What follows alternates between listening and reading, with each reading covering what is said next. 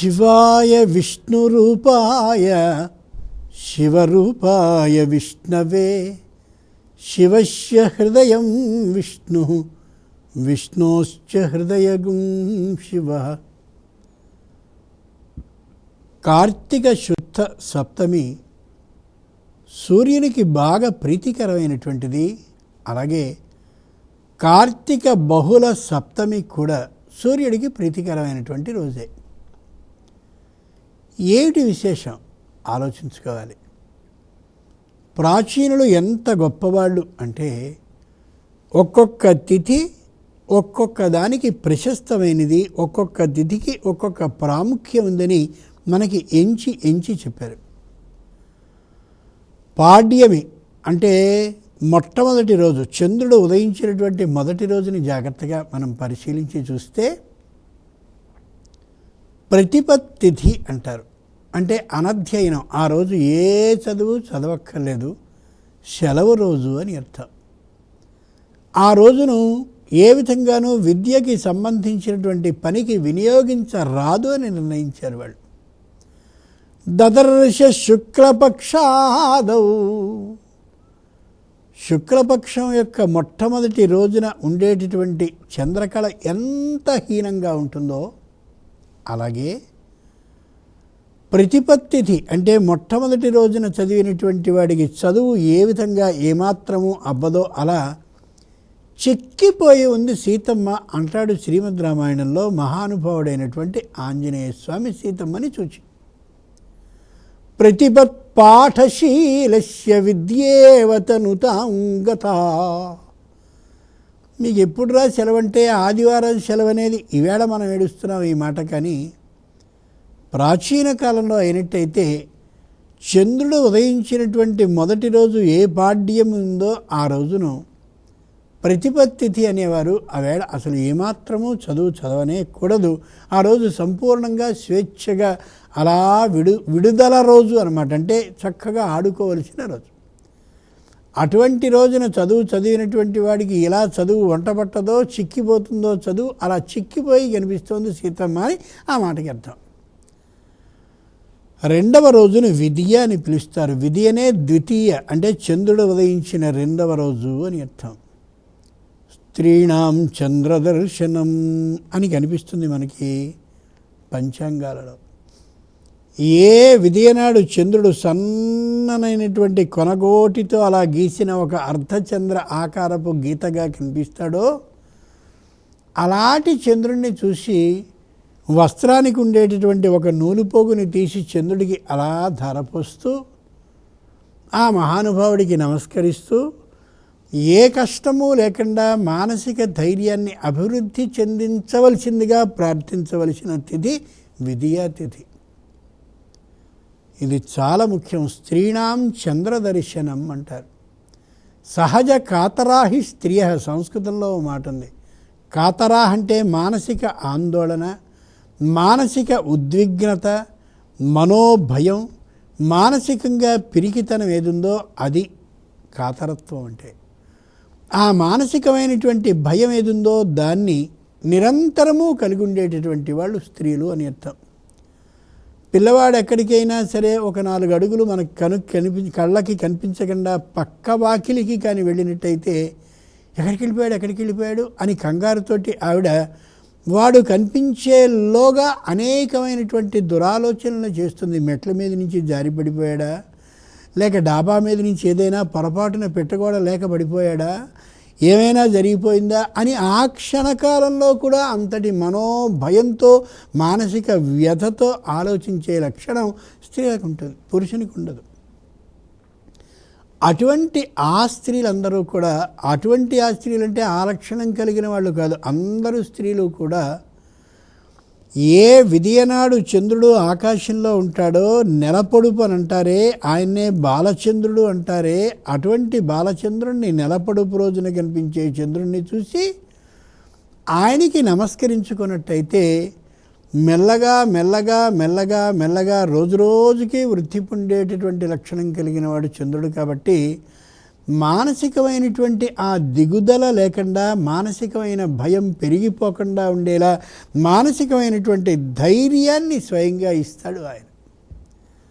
అంచేతనే ఎవరినైనా సరే జ్యోతిషికుల దగ్గరికి వెళ్ళి, అయా ముహూర్తం పెట్టండి, ఓ గృహప్రవేశానికో, శంకుస్థాపనకో, మరో శుభకార్యానికో, మరో వివాహానికో అని అంటే, చంద్రుడు వృద్ధి పొందేటటువంటి వృద్ధి చంద్రుడున్న కాలంలోనే ముహూర్తాన్ని పెడతారు. కానీ క్షీణచంద్రుడు అంటే రోజు రోజుకి ఒక్కొక్క కళ చొప్పున తగ్గిపోయేటటువంటి అమావాస్య పక్షంలో ముహూర్తాన్ని పెట్టరు. అబ్బాయి ఆ పంచాంగంలో బహుళ చతుర్దశి నాడు, బహుళ త్రయోదశి నాడు కూడా ముహూర్తం ఉందంటే అదో నమస్కారం మనం చెప్పలేం. కానీ సంప్రదాయం మాత్రం చెప్పేది ఏమిటి అని అంటే, చంద్రుడు వృద్ధి పొందే రోజుల్లో మాత్రమే ఆ విధమైన ముహూర్తాన్ని పెట్టాలి తప్ప, క్షీణచంద్రుడు అంటే చంద్రస్థితి తగ్గిపోతూ కళల్ని ఉపసంహరించుకునేటటువంటి వేళ మాత్రం ఎప్పుడూ ముహూర్తాన్ని నిర్ణయించకూడదు అని ముహూర్త చింతామణి మనకి చెప్తుంది.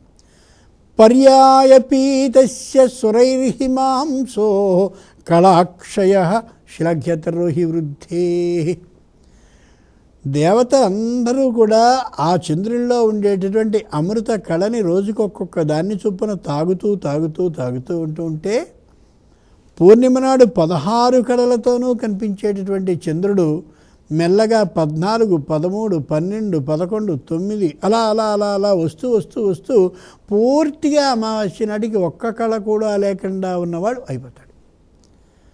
అంచేత ఒక్కొక్క చంద్రుని యొక్క కళ మానసికమైనటువంటి బలం, మెట్టు ఎక్కేటటువంటి తనాన్ని ఇచ్చేది. కాబట్టి మానసికమైన బలానికి సరిగ్గా ప్రతీక అయినటువంటి ఏ చంద్రుడు ఉన్నాడో ఆయన క్షీణిస్తూ ఉన్నటువంటి ఆ కాలంలో కానీ ముహూర్తాన్ని మనం పెట్టుకుంటే, మానసికమైన బలం కూడా తగ్గుతూ తగ్గుతూ తగ్గుతూ ఏ సప్తమి నాడో పెట్టుకున్నాం అనుకోండి, సప్తమి నాటికి ఏ 8 కళల బలం తగ్గిపోయిందో అంత తగ్గిపోయిన బలంలోనే మనం ఆ ముహూర్తంలో ఆ విధమైన కార్యక్రమాన్ని చేయించుకుని, తరువాత ఇంకా మానసికమైనటువంటి బలం తగ్గిన వాళ్ళవై ఆ విధమైన ఆందోళనతో ఆ ఇంట్లోనో ఆ ప్రదేశంలోనో ఆ శుభకార్యం కారణంగా దేనికి సంబంధించిందో అదిగో ఆ దాంట్లో ఆ విధమైన ఫలితాన్ని పొందుతామని జ్యోతిషికులు తెలియజేస్తారు.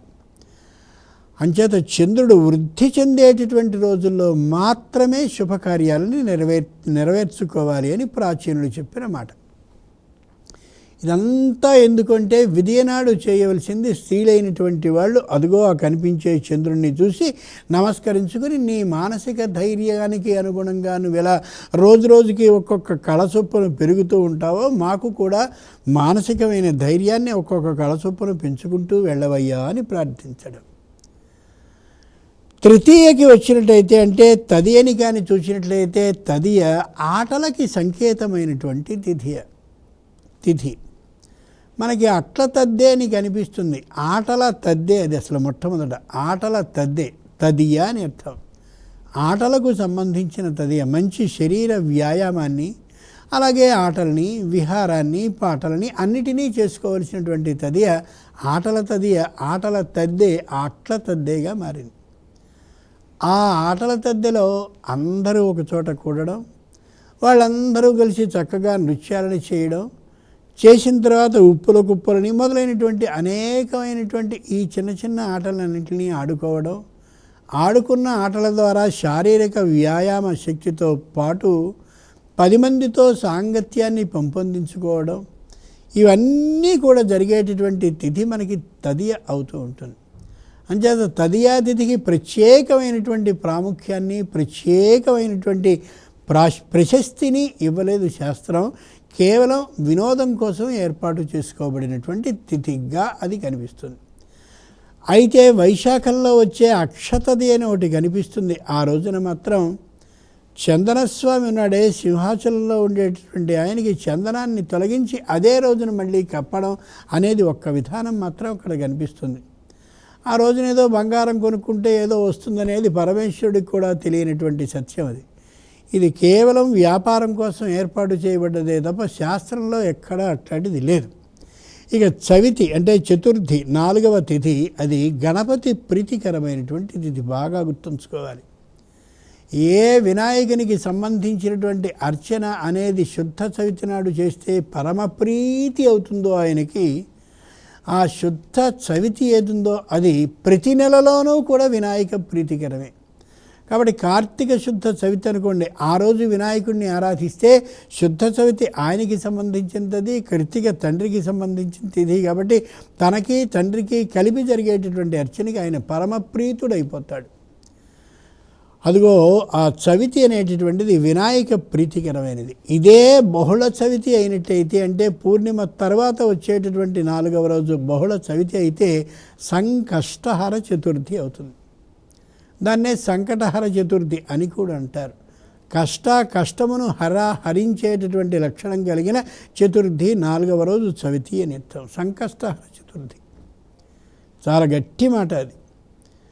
ఇటువంటి రోజున బహుళ చవితి రోజున నాకు ఇదిగో ఈ కష్టం ఉందయ్యా అని ప్రార్థిస్తూ ఆయన కానీ ఆరాధనని చేసినట్టయితే, విశేషించి గరికపోచలతో కానీ ఆరాధన సాగించినట్టయితే నిశ్చయంగా ఆ కష్టం తొలగుతుందనేది అనుభవంలో అందరికీ కనిపిస్తున్నటువంటి సత్యం. ఇక చతుర్థి అనేది వినాయక ప్రీతికరం అవుతూ ఉంటే శుద్ధపక్షంలోనూ కృష్ణపక్షంలో కూడా పంచమీ తిథి ఏదుందో అది అమ్మవారికి చాలా ఇష్టమైనటువంటి తిథి. పంచమి పంచభూతేషి పంచసంఖ్యోపచారిణి. అమ్మవారి పేర్లలో పంచమి అనేది ఒక పేరు. పంచానాం సమాహార పంచమి. 5కు సంబంధించిన ఏదైనా అమ్మకి ఇష్టమే. మమామే రాజు, మర్రి, మామిడి, మేడి, రావి, జువ్వి, ఈ 5టికి సంబంధించిన పల్లవాల్ని అక్కడ వేసి చిగురుటాకుల్ని మర్రి, మామిడి, మేడి, రావి, జువ్వి, ఆ 5 చిగురుటాకుల్ని అక్కడ వేసి రామ్మ కూర్చో అంటే, అబ్బో 5 నాకు ఇష్టమేరా నేను కూర్చుంటానని చెప్పి రత్న ఖచ్చిత సింహాసనంలో కూర్చునేటటువంటి ఆ తల్లి ఏమాత్రము వెనుకబాటు చూపకుండా, వెనుకబాటుతనం లేకుండా వచ్చి కూర్చుంటుంది.